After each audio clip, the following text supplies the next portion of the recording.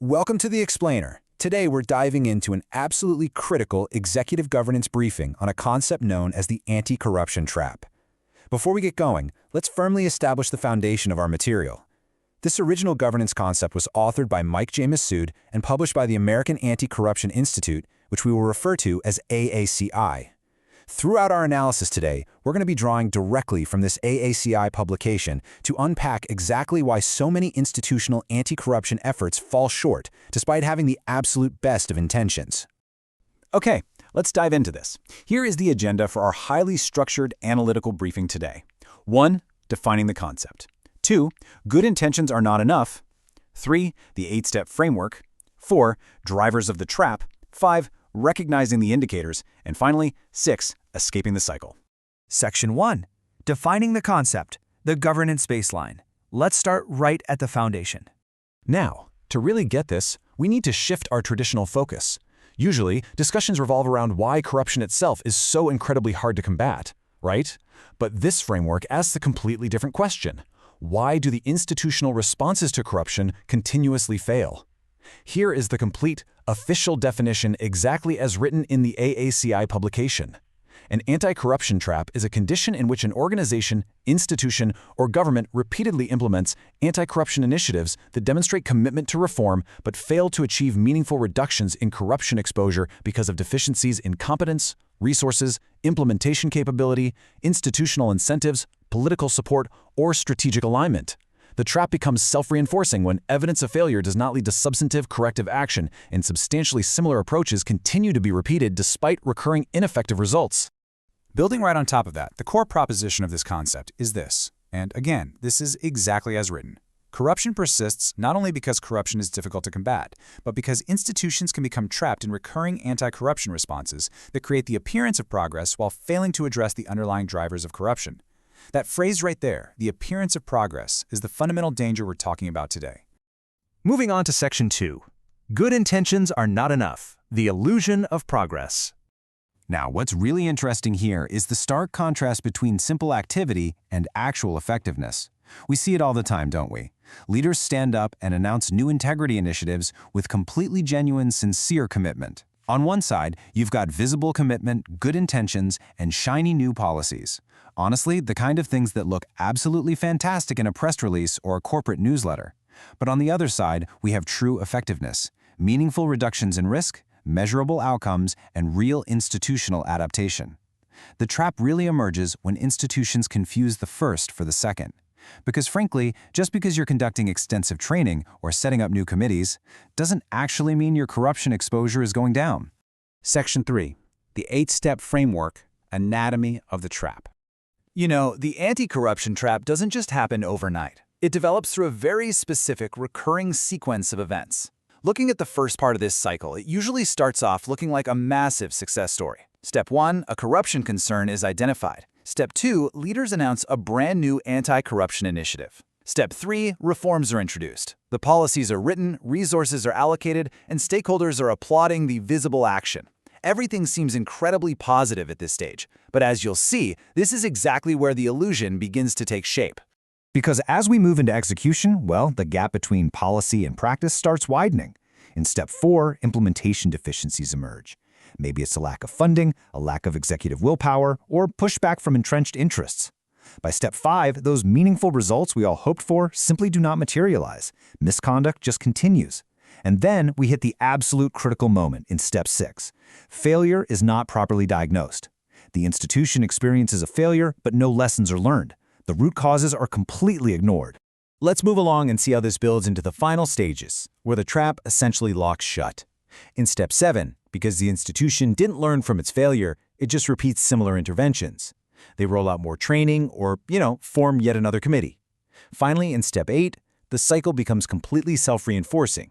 Stakeholders literally just get used to reform efforts that generate lots of noise and lots of visible activity, but yield absolutely zero measurable improvement.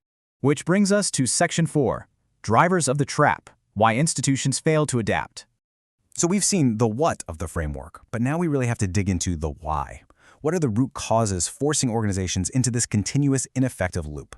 The AACI publication identifies several operational and strategic drivers. You might have decision-makers with all the authority in the world, but they suffer from competence deficiencies. They literally lack the specific knowledge needed to oversee these initiatives. Then you've got resource constraints, where the objectives wildly exceed the actual budget and personnel assigned to them. Add in institutional incentives that secretly reward silence, resistance from entrenched networks that benefit from the status quo, and strategic misalignment. It really is a perfect storm. But of all these drivers, this one is the most absolutely critical: institutional learning failure. Look, failure alone does not create the trap. Every single institution faces setbacks. That's just reality. But failure without learning creates the trap. When organizations refuse to honestly examine why their previous efforts didn't work, they completely lose the ability to adapt. And a lack of adaptation is the absolute core issue of the anti-corruption trap. Let's look at Section 5, recognizing the indicators, diagnosing the symptoms. If you're in a leadership or oversight role right now, how do you know if your institution is already caught up in this cycle? Well, the warning signs are pretty clear if you know what to look for. You're going to see the repeated appearance of substantially similar weaknesses across multiple audit periods. You'll see repackaged anti-corruption responses, literally new names for the exact same failed strategies. There will be a glaring absence of reliable evidence showing actual improvement and stiff resistance to any honest diagnosis of the failure. Activity, as decision-makers must constantly remember, should never, ever be mistaken for evidence of effectiveness. I actually want to pause here for a second and pose this direct question to you. Are substantially similar weaknesses continuing to appear over time in your organization? Really think about that. I strongly encourage you to critically evaluate your own internal audits and oversight reports. If the exact same problems are getting flagged year after year despite all these new initiatives, you are likely looking at the trap in real time. Let's pivot to solutions in Section 6, Escaping the Cycle, Strategic Imperatives. Now we move into the prescriptive phase of the explainer. It's not all doom and gloom, I promise. Institutions can successfully break free, but it demands a massive shift in behavior. Step 1 is practicing diagnostic honesty, actually admitting why earlier interventions failed. Step 2 requires focusing on root causes, instead of just treating symptoms for a quick PR win. Step 3 is absolutely vital. Strengthen institutional competence. Competence has to be treated as a strategic resource, not just a box to check. And step 4, measure what actually matters. Find the real evidence that proves governance is genuinely improving. Building right on those steps, true institutional reform means you have to align your resources with your stated objectives. You've got to encourage competent, constructive challenge within your ranks so you can expose weaknesses early on. And finally, and this is a big one, you must abandon ineffective legacy approaches. Let's be real. Abandoning an initiative that has a ton of money and reputation tied up in it is often the hardest governance decision an executive can ever make, but it is 100% necessary to escape the cycle. Practical implications for leadership roles. So, the crucial point is, how does this AACI framework actually impact the people at the top? Well, leadership has to demand verifiable improvements rather than settling for the illusion of progress. Boards need to move way beyond just asking if a policy exists and start asking if it's actually working. Executive management has to ensure that reforms are backed by real operational capability. Regulators, they must assess genuine outcomes over formal, paper-based compliance. And auditors and compliance professionals need to target those recurring deficiencies systemically, recognizing them as clear symptoms of the trap. Before we wrap up, I need to quickly clear up a very common misconception. The anti-corruption trap does not mean that anti-corruption efforts are inherently ineffective or that fighting corruption is a hopeless cause. Actually, it's quite the opposite. This framework seeks to radically improve anti-corruption efforts, not abandon them. It's about stopping the endless repetition of failure so that true, lasting reform can finally take root.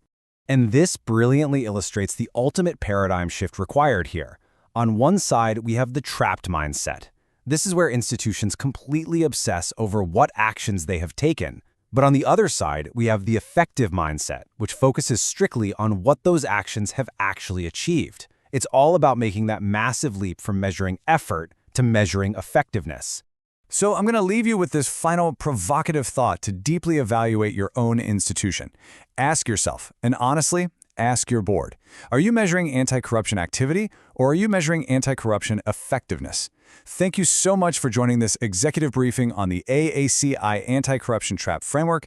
Let's get out there and break the cycle.